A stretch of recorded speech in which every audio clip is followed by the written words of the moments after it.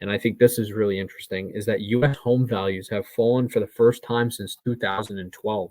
So it looks like the peak of the housing market is, well past us now. And it looks like now we're starting to see this downturn. And it makes sense. The timing is obviously not coincidental. We're starting to see rates go up, right? We saw 275 basis point rate hikes. And it looks like now we're probably going to see another crazy one. I think I just saw the Bank of England propose raising rates 1% over there. So it'll be interesting to see what happens here. We know that Powell and the Federal Open Market Committee met in Jackson Hole. That was the meeting this past week. And Powell pretty much just reiterated that rates have to go up, and they're going to continue to do that. And as we predicted here, very accurately, that we're going to see probably 7 to 8 rate hikes this year. And we predicted this months ago, and we told you it was coming. And once again, we want to reaffirm that this is something you have to keep an eye on and you have to pay attention to, because ultimately it'll move markets a lot more than you think. The other thing I want to say is this. And people will argue with me till they're blue in the face, but they try to argue that real estate and stocks are negatively correlated, or just real estate and equities are negatively correlated. And I actually disagree with that sentiment.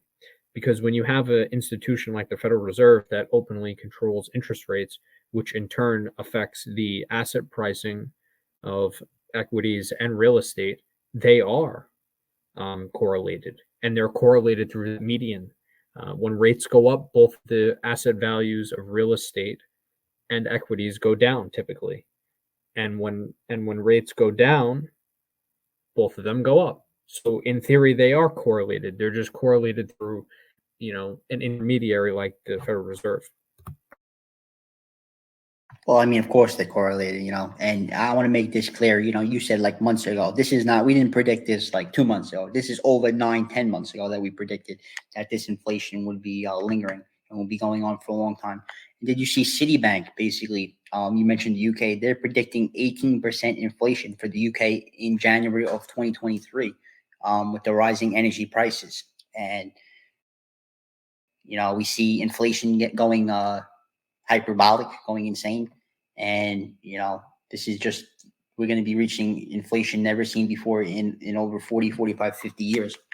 And inflation is not just affecting prices, because you might look at price of goods in the store and you might say, this granola bar, let's say, this granola bar only went up 15%.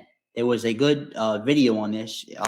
They did studies. They had people go into stores and they took granola bars from, they had the granola bar weights from a year and a half ago, and they took granola bar weights from this year. And they noticed that on average, the granola bar weights were 0.4 grams lighter this year than they were last year. So what's happening is you're getting inflation on the price, and also you're getting less goods for the price that you're paying. You're seeing this sort of shrinkflation happening, and I don't think people are taking into account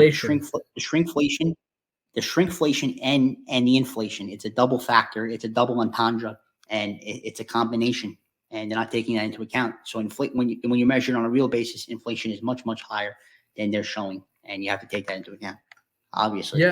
Yeah, and shrinkflation has been like a legit thing. People kind of laugh about it and they joke about it. But like if you look at a bag of Lay's, it's like mostly fucking air. It's like probably 30% air. These bags aren't packed out the way they were. And of course, they've been doing that for 20 years though. Yeah, of course. Yep. Yeah. And the other thing is that they try to say, oh, it's for shipping purposes. That's fucking bullshit. Yeah, okay, it's for packing purposes or shipping purposes. Get the fuck out of here. You're just giving me less. Or they like slightly shrink the bag and then they pack it in a little more and then they're like, look, you're getting more or whatever. And that's all bullshit. That's not real.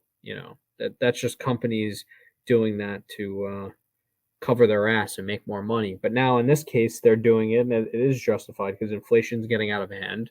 And they're saying, hey, if we want to keep pricing at like a pretty moderate level, then we have to cut back on how much we're giving people for snacks or for, certain types of food varieties or whatever the case may be.